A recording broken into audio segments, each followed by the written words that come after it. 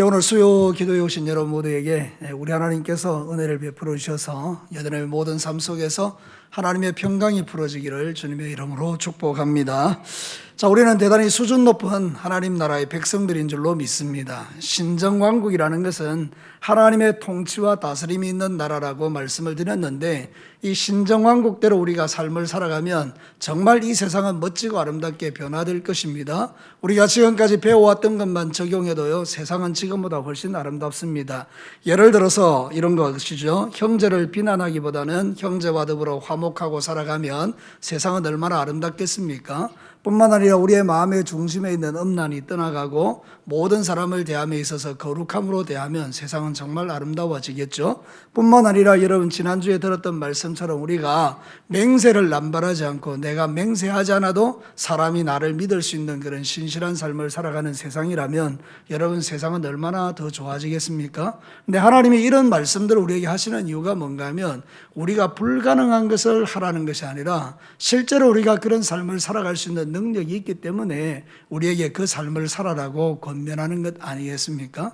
여러분의 신분은 무엇입니까? 하나님의 통치와 다스림을 받는 하나님의 나라의 백성들인 줄로 믿습니다. 산상수훈은 폼으로 있는 게 아닙니다. 여러분들이 그냥 성경 읽을 때 좋은 말씀이구나 그렇게 여러분이 감동받는 데서 그치라고 있는 말씀이 아니고 실제로 살아내라는 그 삶이 이 속에 들어있는 것입니다.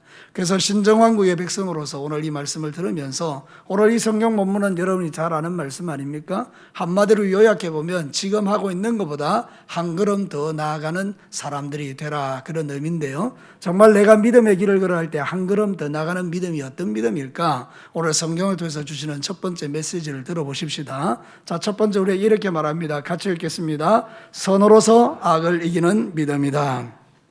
신정왕국의 백성들이 심장에 새기고 살아야 되는 게 바로 이거죠. 선으로서 악을 이기는 것. 세상은 지금 악하죠. 근데 그 악한 세상을 악으로 대항해서는 이길 수 없는 것 아닙니까? 만약에 세상 사람들이 우리를 향해서 악을 행할 때 교회도 같이 악으로 대항해버리면 그거는 정말 세상은 바뀌지가 않는 거죠. 근데 이 세상이 악한데 우리가 선으로 나가면 세상은 우리를 통해서 하나님의 선하심을 깨닫게 된다는 이야기잖아요. 그래서 항상 성경의 원리는 똑같습니다. 우리는 이 세상의 삶을 살아갈 때 하나님의 통치와 다스림을 받고 있다면 선으로서 악을 이기는 자가 되어야 된다는 사실을 우리가 깨닫는 것이죠. 오늘 성경 본문에 보면요, 이거는 레위기 24장에 동해보복법이라는 게 있습니다. 만약 누가 네 눈을 만약에 다치게 하면 너도 상대방의 눈을 똑같이 다치게 하고, 누가 만약에 네 이를 만약에 깨뜨리면 너도 똑같이 이를 깨뜨리라. 이게 똑같은 방식으로 복수하라는 그런 의미의 말씀이 아니라 딱 네가 받은 만큼 돌려줘라. 그게 이제 이게 레위기에 있는 말씀이거든요.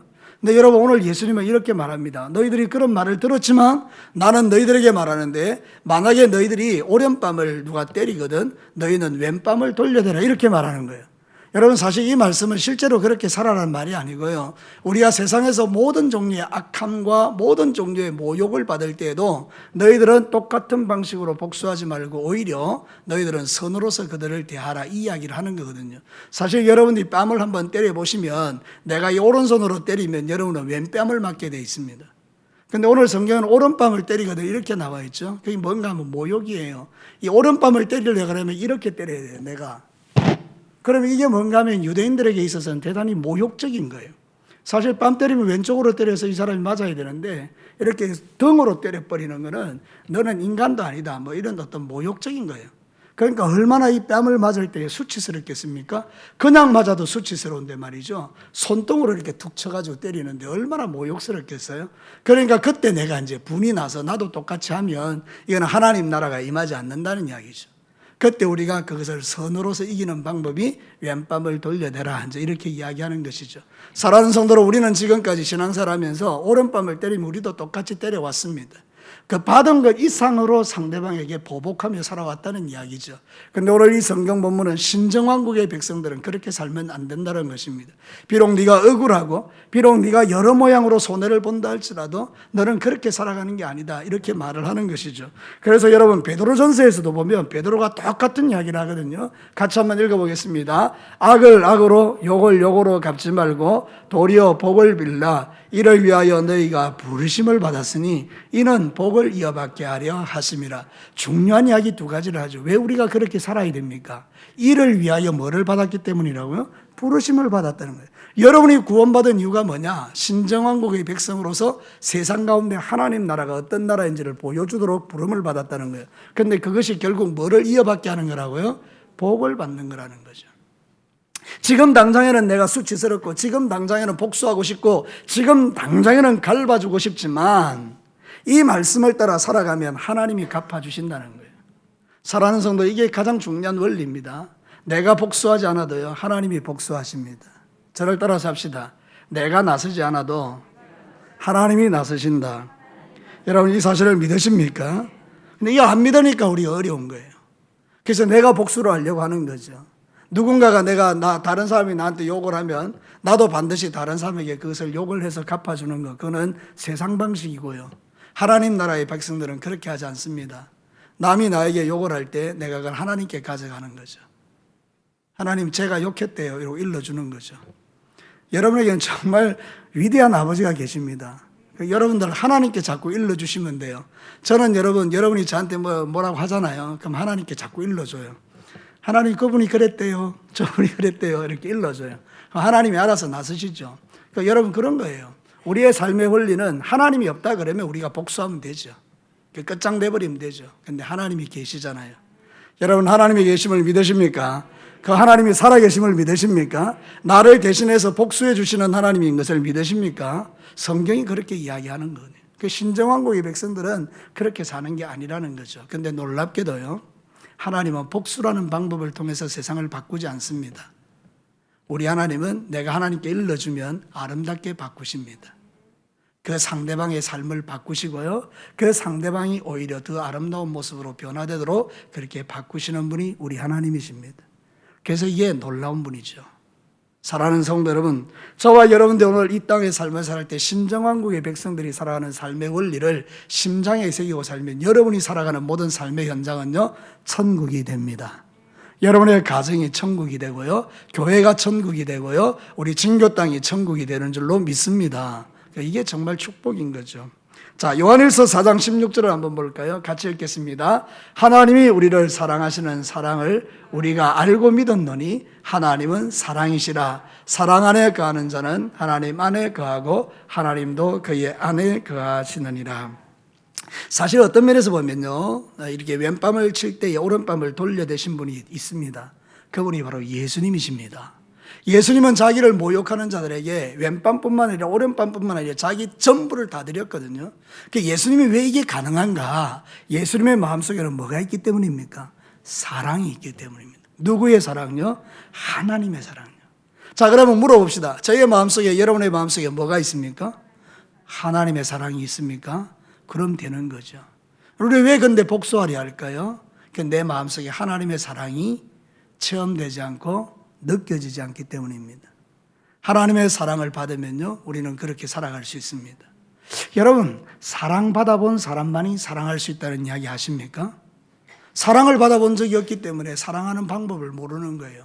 그런데 사랑을 충만하게 받은 사람은 다른 사람을 사랑할 수 있어요. 이 말은 내가 하나님의 사랑을 충만하게 받은 경험이 있는 자가 다른 사람을 사랑할 수 있다는 거예요. 하나님의 용서를 충만하게 체험한 사람이 다른 사람의 죄를 용서해 줄 수 있다는 이야기예요. 복음은 말이 아닌 거예요. 복음은 능력인 거예요. 여러분의 실제적인 삶에서 체험하는 능력인 거예요.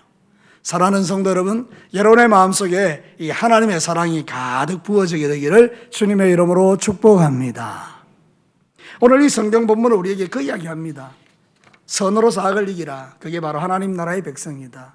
근데 우리가 살아온 삶을 보면요, 모든 사람의 마음속에 알 수 없는 분노와 미움과 정죄와 그리고 복수심이 있어요. 하나님을 믿는 사람들 중에도. 그래서 그것이 평소에는 나타나지 않는데 뭔가에 툭 건드리면 폭발하는 거예요. 이거를 여러분들이 유의하셔야 됩니다. 그래서 항상 하나님 앞에 기도하십시오. 하나님, 내가 결정적인 순간에 내 악을 드러내지 않게 하여 주십시오. 그래서 항상 하나님 주의 사랑을 내게 부어주셔서 어떤 경우에도 내가 폭발하지 아니하고 사랑으로 모든 것을 잘 이겨내도록 주의 사랑 내게 부어주옵소서. 좋은 기도 제목이죠. 여러분, 이제부터 여러분의 가정과 여러분의 삶의 터전과 우리 교회 안에 다툼이나 미움이나 분노나 폭발이나 원수 갚음이나 복수심이 없이 모든 사람들이 왼뺨을 때리며 오른뺨을 돌려대는 이런 놀라운 은혜가 먼저 저에게 그리고 여러분에게 있게 되기를 주님의 이름으로 축복합니다. 선으로서 악을 이기는 겁니다. 자, 두 번째는 뭘까요? 자, 성경 이렇게 말하죠. 같이 읽겠습니다. 다툼보다는 화평을 선택하는 믿음이다. 자, 오늘 본문에 보면 이렇게 나와 있죠. 40절에 또 너를 고발하여 속옷을 가지고자 하는 자에게 겉옷까지도 가지게 하며 이렇게 나와 있죠. 이거 보면 이제 뭐 속옷을 가지려면 겉옷을 가지고 이렇게 평범하게 나와 있는데 누가복음 6장 29절에는요 조금 더 이게 자세하게 설명되어 있는데 좀 반대로 설명되어 있어요. 이렇게 나와 있어요. 네 겉옷을 빼앗는 자에게는 속옷도 내어주라. 아, 내 겉옷을 빼앗는데요 누군가가. 그럼 여러분 뺏겨야 돼요, 안 뺏겨야 돼요? 안 뺏겨야 되죠. 그럼 어떻게 됩니까? 뭐가 일어나죠? 싸움이 일어나는 거예요. 누군가가 나에게 손해를 끼치려 할 때 내가 손해를 보지 않으려는 마음을 가지면 다툼이 일어나게 되잖아요. 그럼 거기서 하나님 나라가 깨어지는 겁니다. 오늘 이 성경이 말하는 건 뭔가 하면 다투지 말라는 거예요. 그리고 우리에게 말하는 건 뭔가 하면 화평을 선택하라는 거예요. 네가 비록 손해를 본다 할지라도 다툼이 되지 말고 네가 화평을 이루는 자가 되라. 이 이야기를 지금 하는 겁니다. 여러분 세상의 원리는 그렇죠. 누가 내 것 뺏어가는데 뺏기면 바보죠. 근데 오늘 성경은 신정왕국의 백성들에게 뭐라고 말하는가 하면 네가 바보가 되라 이렇게 말하는 거예요. 그래서 여러분 예수 그리스도를 믿는 자들이 어떤 때는 보면 좀 어리석어 보이잖아요. 손해보는 것 같고 다른 사람에게 자꾸 이용당하는 것 같고 그래서 우리가 갈등이 생기는 거예요. 과연 이 말씀이 맞는가? 이렇게 야가 빠진 세상 속에서 우리가 늘 손해보고 사는 게 맞는가? 예수 안 믿는 사람이 예수 믿는 사람 이용하잖아요. 그죠? 쟤는 말이지 예수 믿기 때문에 뭘 해도 쟤는 다 해. 그래서 자기들이 하기 싫은 일을 우리에게 맡기고 막 그러잖아요. 여러분 그때 어떻게 해야 됩니까? 사랑하는 사람들 이게 우리의 딜레마죠. 근데 성경은 우리에게 그렇게 말하는 것입니다. 그런 상황들이 올 때에 우리가 다툼을 선택하지 않고 화평을 선택하는 것이 나중에 보면 우리에게 손해가 아니라 우리가 풍성하게 되는 길이라고 가르치는 거예요. 사랑하는 성도 여러분, 성경에 그런 예가 있지요. 이삭이 우물을 팠을 때 사람들이 와서 그 우물을 빼앗지 않습니까? 근데 싸우지 않습니다. 이게 바로 겉옷을 빼앗는 거거든요. 우물을 빼앗는 게 얼마나 큰 사건입니까? 근데 주는 거죠. 몇 번을 줬었죠. 창세기 26장 22절을 한번 읽어보겠습니다. 이삭이 거기서 옮겨 다른 우물을 봤더니 그들이 다투지 아니하므로 그 이름을 르호봇이라 하여 이르되 이제는 여호와께서 우리를 위하여 넓게 하셨으니 이 땅에서 우리가 번성하리로다 하였어요. 여러분 여기 중요한 단어 나오죠. 다투지 아니하였으므로. 그래서 하나님이 어떻게 했다고요? 번성하리로다. 다투지 아니하였으므로 그 결과가 번성함으로 나타나서 르호봇 넓게 하셨다. 여러분 물어봅시다. 손해봤습니까? 손해보지 않았습니까? 그 당시에는 손해지요. 그 우물 하나가 얼마나 중요한데요. 그런데 그 당시는 손해인데 나중에 보니 손해가 아닌 거죠. 우리는 하나님 나라의 법칙은 그런 거예요. 지금 당장에는 내가 속상하고 손해보는 것 같아도 다투지 아니하고 그 모든 것을 내가 하나님의 마음으로 받아들이면 하나님은 그 모든 것을 보고 계신다는 거잖아요. 그러니 결국 여러분의 삶에 르호봇을 허락하는 거예요. 지경을 넓혀주시고 나를 인정받게 해주시고. 여러분 생각해 보십시다. 여러분도 인간관계를 할 때 어떤 사람이 계속 뭔가 이렇게 손해보지 않으려고 계속 싸우고 다투면 그 사람 불편해요, 편해요? 대답을 안 하세요. 내 이야기 같아요. 사랑하는 성도 여러분, 계속해서 싸우고 계속해서 다투는 그 사람이 공동체에서 그 무슨 사람들과의 관계가 좋겠어요. 그렇죠? 손해보지 않으려고 그러고요. 딱 뭐 자기 그걸 지키려고 그러고. 여러분 그런 사람들에게는 하나님의 은혜가 없는 거죠. 교회 안에서도요 그런 분들이 있을 수 있어요. 뭔가 이렇게 막 하여튼 뭔가 표현할 수는 없지만 이게 뭐 건드리기만 해봐라 이런 분들이 있잖아요. 이게 신앙생활을 잘못하고 있는 거예요. 우리는 항상 나에게 손해를 끼치는 자들에 대하여 용납하고 이해하고 품어줄 수 있는 그 마음이 이미도 여러분 안에 있는 줄로 믿습니다. 왜냐하면 예수님이 계시잖아요. 사랑하는 성도 여러분, 예수님께서 우리를 위해서 손해보시지 않았습니까? 예수님은 이 땅에 오시는 것 자체가 손해입니다. 영광의 보좌, 하나님의 보좌 우편에 앉아 계셔서 이 세상 만물을 통치하고 다스리는 그분이 이 땅에 더러운 인간의 몸을 입고 온 자체가 손해잖아요. 그것만 해도 손해인데 예수님은 이 땅에서 정말 춥고 덥고 고통받고 괴로워하고 그렇게 사셨어요. 그죠? 모욕받고 결국은 또 어디서 죽었습니까? 십자가에서 죽으셨어요. 이런 손해가 세상에 어디 있습니까? 그런데 여러분, 하나님께서 그 손해를 어떻게 갚으셨습니까? 부활의 영광으로. 할렐루야. 그리고 나서 영광의 보좌 우편에 앉으시고요, 다시 오실 때는 재림의 주님으로, 심판의 주님으로 오시게 만들어 주셨어요. 저와 여러분이 이게 성경적 원리라는 거죠. 근데 사람들은 지금 당장 손해보기가 싫으니까 싸우는 거죠. 왜 내 겉옷을 뺏어가? 나는 이거 빼앗기기 싫어. 막 그러면서 막 서로 막 싸우다 보니까 하나님 나라가 임할 수가 없는 거죠. 지금 한국 교회 안에도 얼마나 많은 교회가 서로 싸웁니까? 그러니 세상 사람들이 볼 때는 자기들이나 우리나 별 다른 게 없죠. 안 믿는 사람이 더 정확하게 보죠. 밖에서 보고 있으니까. 그러니까 여러분, 저와 여러분들은 하나님 나라를 이루는 사람들로서 때로는 손해보게 만드는 자들을 향하여 하나님의 사랑으로 품어주고 이해하고 용납하고, 그게 바로 예수님을 모시고 사는 사람이죠. 자, 성경 한번 볼까요? 잠언 20장 3절 같이 한번 읽겠습니다. 다툼을 멀리하는 것이 사람에게 영광이거늘 미련한 자는 다툼을. 자, 여러분, 성경은 정확하죠. 여러분이 가는 데마다 다툼이 일어나는 이유는 여러분이 뭐한 인간이라는 표현 죄송해요. 뭐 어떤 사람이기 때문에 그렇습니까? 미련한 사람이기 때문에 그렇습니다. 그럼 여러분들이 다투지 않는다면 여러분은 어떤 사람이 된다고요? 영광스러운 존재가 되는 거예요. 다툼을 멀리하는 것이 사람에게 영광이 된다. 어떤 사람을 떠올렸어요. 근데 그 사람을 딱 생각해 보니까 그분은 정말 온유하고 겸손하고 다투지 않는 사람이에요. 그래서 사람들이 물어보죠. 그 사람 어떤 사람이에요? 아, 말하지 마세요. 그분은 그냥 예수님하고 동급이에요. 뭐 이렇게. 근데 여러분이 맨날 다투고 싸우고 이러는 거예요. 그러니까 누가 물어봐요. 그 사람 어떤 사람? 말도 하지 말라고. 여러분, 같은 의미인데 다르죠. 아, 말도 하지 마세요. 그 사람 너무 멋진 사람이에요. 이거 하고, 아유, 말도 하지 마세요. 그 사람은 상대하지 마십시오. 이거하고 얼마나 격이 다릅니까? 자, 여러분은 어떤 존재입니까? 여러분의 인생 속에서 바로 이런 어떤 선택들을 하나님이 하라고 우리에게 요구하시는 거죠. 산상수훈에서. 우리는 수준 높은 그리스도인들이다. 누구 때문에? 예수님 때문에. 우리의 주님께서 손해보셨잖아요. 그런데 결론은 손해가 아니었다. 우리가 그걸 믿는다 그러면 여러분, 교회에서 신앙생활 하다가 혹시라도 여러분이 손해를 좀 보더라도 그것 때문에 너무 힘들어하지 마시고 기꺼이 그 손해를 예수님 때문에 감당하는 그런 저와 여러분이 되시기를 주님의 이름으로 축복합니다. 마지막 세 번째입니다. 같이 읽어볼까요? 억지가 아닌 자원함으로 나아가는 믿음이다. 자, 오늘 여기 보면 41절 나오죠? 한번 읽어보겠습니다. 또 누구든지 너를 억지로 오리를 가게 하거든 그 사람과 심리를 동행하고. 여러분, 이 예수님이 살던 시대는 로마 시대죠. 로마 시대 때는 로마의 법을 따라야 되는데 로마의 법 중에 이런 게 있어요. 군인들이 진행하다가 뭔가 사람이 필요하면 그 사람을 그냥 무조건 차출합니다. 야, 너 이리 와. 그럼 가야 됩니다. 그럼 그 사람에게 엄청나게 무거운 쌀가마리를 지우게 만들어요. 그리고는 오리를 가게 만듭니다. 이 오리가 거의 1.6kg, 1마일 정도 되는데요. 오리로 말하면 한 2kg 정도 될 수 있겠죠. 2kg를 지고 가게 한 다음에 또 다른 사람을 차출해서 지고 가게 합니다.